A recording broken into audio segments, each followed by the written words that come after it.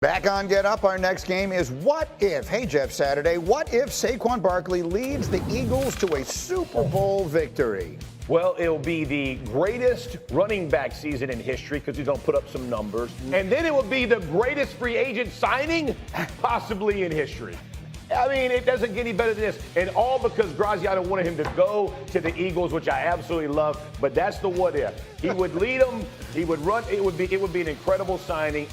And again, probably the greatest season in running back history. Put it right there with Tom Brady, yes, who led a team to a Super Bowl in one season. Neek, what if Patrick Mahomes leads Kansas City to a three-peat? Oh, that's easy. You brought his name up already. Tom Brady is getting suited up, and he's coming back. He's not going to take this lying down. Hey, you guys better find some old linemen and get him over to Vegas. Raiders need a quarterback. Oh, yeah. Here we go. You think Tom Brady, while he still has breath in his lungs, is going to sit here and let us start calling somebody else the GOAT, realistically? Because that's what's going to start happening. He is the best quarterback they have right now. Graziano, what if Josh Allen never wins a Super Bowl? I mean, he'll still be rich. What if? He'll be Dan Marino, right? That level of player that we remember as excellent. But one of the second or third thing you say about him is, but he never got it done. And it'll hang on him, I'm sure, and he'll regret it. But this is still going to be probably a Hall of Fame caliber career based on the way it started. Oh, I think that's for sure. In the meantime, let's do expert review, which is brought to you by Tax Act. So a lot of us were going to do a thing called blame game. Who was to blame for the Bills losing? And then Jeff completely tore that up in our meeting this morning because you've got two plays that you will highlight here that you think were there to be made that cost the Bills the game. Yeah, we can go 50-50, offense and defense, right? You talk about a team game, and we'll start on the offensive side, right? You have the fourth down that everybody has broken down, all over social media. But the reality is you're coming out of a 2-minute. You have 4 players on one side. So that means as you're looking at this as an offensive lineman, there is no way they can bring pressure from that left side. You have the motion that's coming back, and all of a sudden, there's like this surprise.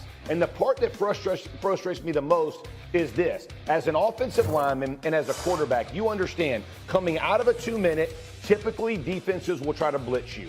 Also, when you're at that, right at the 50-yard line, high tendency you're getting blitzed. Now add on that it's 4th and 5.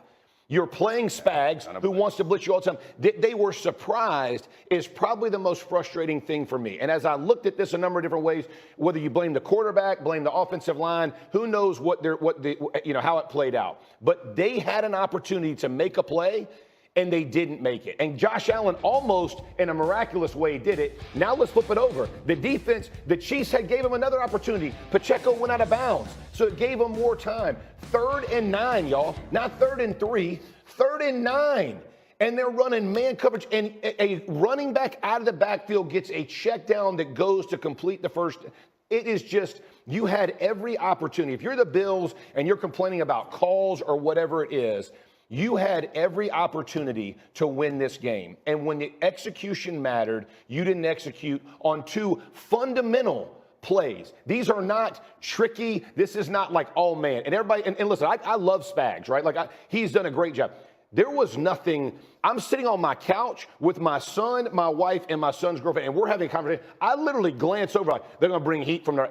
And literally, say that more slowly. Okay. You said they're going to bring heat from the right. From the right side. Because as an show the play again. So when we set it up here, you're saying someone, and I'm asking you, who should have been aware, looking at the formation and everything else, if we can roll that play again, where should they have seen that coming? If you're the center or the quarterback, and you see you have quads to a side, and you only have 4 players that are capable of covering, whether it was a mugged linebacker up in the A-gap who is going to bail out. There's no other player that you can bring pressure on that side, right? Because it fundamentally won't occur. I think so. What Jeff is pointing out is, like, for you to send a blitz, you normally have a player cap. Right here, there's 4 eligible to this side. So you know that guy who's mugged in the A-gap, he's just playing because he got to get out to that 4th guy. And you know that on the left side, there is someone there that can cap and recover. So you know if a blitz is coming, that is coming from the right side. So you should slide. What Jeff is saying, I think, you should slide your O-line To the that. other way. They went the other way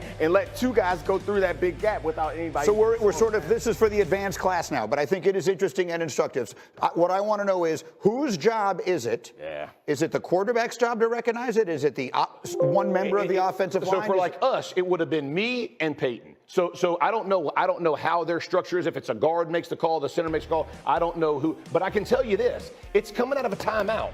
So the offensive line coach should be talking to whoever they talk to, going, hey, it's going to be a blitz. And there is no doubt we're going to get this. Antenna should be up. Like, have those They conversations. blitzed them to play before and they called a screen, which is a perfect call, but the Chiefs ran and hustled down and made a tackle. But in this situation, I think part of the thing that's frustrating is the reason why you get in empty, or part of the reason why you get in empty and you get in quads, is it forces the defense to player. If you have guys in the backfield and they're all condensed like that, then you can't really tell who's covering who. You spread them out and you put 4 to one side. It's like, all right, you guys are not going to let us have 4 on 3 over here or 2 on 1 over here. And that's what it came down to. Is so they came out presumably because they know Spags is going to blitz, because he does in that situation always. They had a formation that's designed to get them to show where they're coming from. They showed where they were coming from, and they still slid the line the wrong way. And this is the issue, because I heard people blasting Brady or whatever, right? Like the play. The offensive coordinator, Joe Brady. Joe Brady. But the problem is, to your point,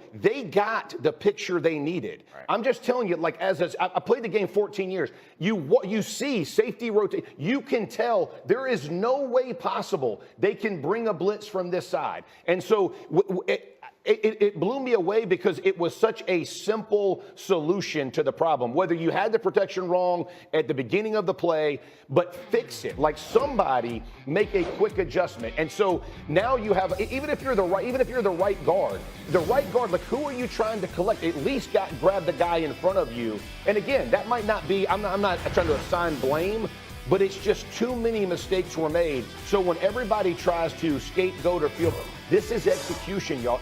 There's nothing more simple than understanding which side in that. It's also important to point out that the players that Jeff is counting is like linebackers and defensive backs. Right. So to that left side, you're like, all right, you're not going to let a receiver get guarded by a defensive end. So you're counting essentially linebackers and defensive backs versus how many eligible receivers you have.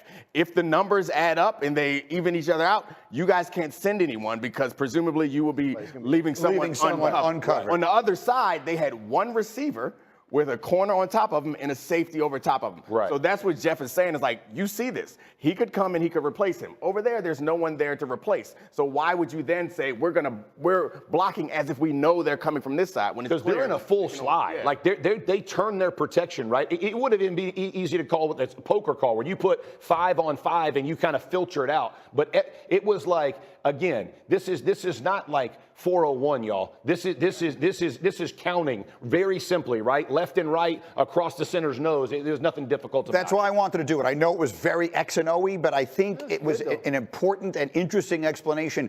I mean, every single one of these plays requires the right execution. Absolutely. And in the worst possible moment, they didn't get it right. Coming up, is it now or never?